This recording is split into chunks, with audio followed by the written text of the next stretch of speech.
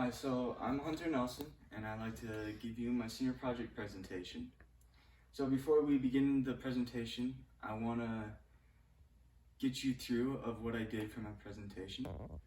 I followed a mentor at BioLife, which is a plasma donation site, where I learned a little bit more of how plasma comes from the body and goes to different sites like labs or hospitals.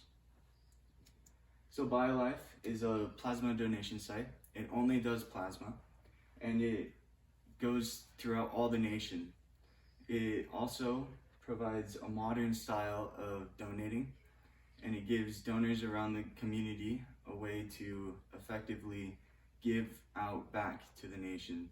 And it also helps them because they give cash to people who donate. The Red Cross is a lot like BioLife, but it's more strictly on blood donating. They do plasma, which they take from the blood donations, but they don't just do plasma donations. It's more widespread around the world. They kind of help with different sites that need it, like hurricane disasters or different natural disasters they kind of help with. And it's more easily accessible because it's more widespread and around the world. Before you come in, they'll ask you these questions, and they'll either send you in a back room or give you like a piece of paper.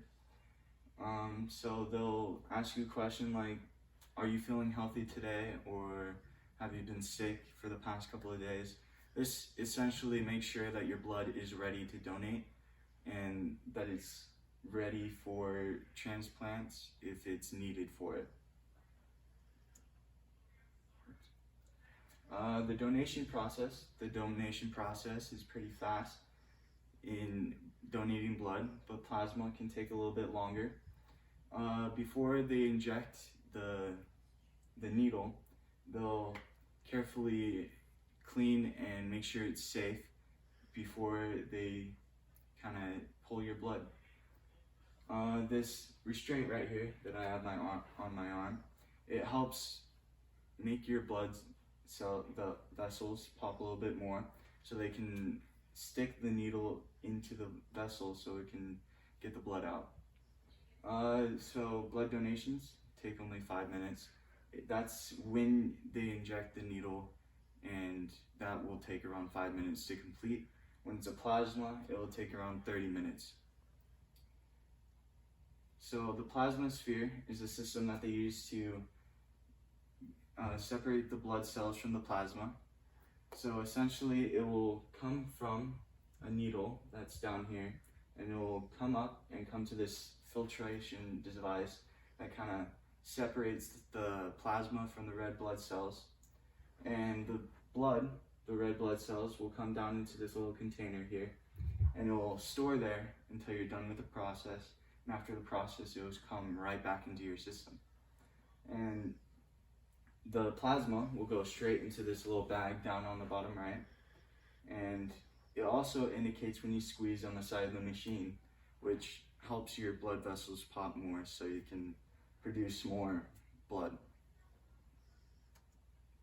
So the sorting area is where they sort different types of plasma and what kind of donor you are.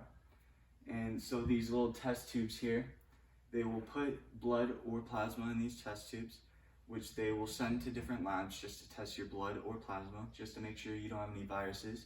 One of these viruses that I talk about in my paper is HIV. HIV is a very serious blood disease, which comes from blood. It can also come from different sexual orientations. And one of the questions they actually ask you before you donate is, have you had sexual relationships with the same sex in the past 3 months? This is very essential because in the 1970s, it spread mostly from sexual intercourse. So when it's taken these labs, they just make sure that it's safe and ready for different patients that need it. The freezer room is kind of where they put this after they sort it up. They put it in these little containers, and they put dates on when you donated on these containers which essentially help them know when to send the plasma out. This is very important to keep it negative 25 degrees Celsius or around there, just to make sure that the plasma doesn't warm up, that it can clot people's blood if it's injected and put into the bodies if it's warm past 2 hours. It's very organized and it's ready to go once they need it. The warehouse, so this box that they use to put the plasma in, it needs these little coolers that they have, and they also have this styrofoam just to make sure that it stays cold and it doesn't warm up. This will help the plasma stay ready and just essentially ready for the patients to use once it gets to the facilities. Who will receive the plasma at these facilities? Most people with hemophilia and with immune deficiencies, these people don't produce plasma to themselves, so they need other people to donate plasma for them to have it. And this is very essential for their survival, which is very important for us to donate plasma or blood. They also use it for emergency room patients.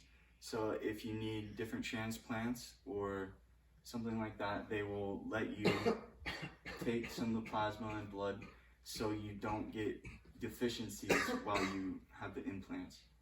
And burn victims also need it because around the area that they get burned, it may take some of the minerals and different essential qualities in those places that need plasma or blood donations. Any questions? So you talk about the two different types, plasma and blood donation. Why would I choose to do one over the other? Well, the blood donation, it will take 3 months to do it again because it takes 3 months for your red blood cells to come back and regenerate. For the plasma, it regenerates a lot faster in your cells because they're not taking away the red blood cells completely. So it will regenerate a lot faster, and they actually let you donate every 2 days in a seven-day period. Any more questions? Where can I donate?